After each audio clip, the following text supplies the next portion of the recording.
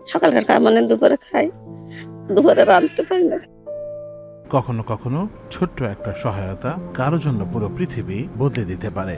সায়েদা বান্দরের জীবনে বসুন্ধরার শুভ সঙ্গ সেই বদলের নাম।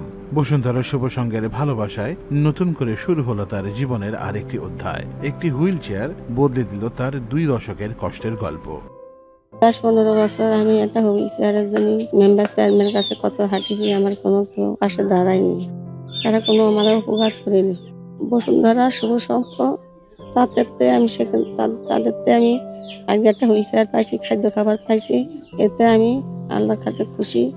তাদের যেন আল্লাহ ভালো রাখে, তারা যেন মানুষের পাশে এরকম দিতে পারে, যেন আমি তাদের জন্য আমি দোয়া করবো। আমি খুব খুশি হয়েছি বাবা।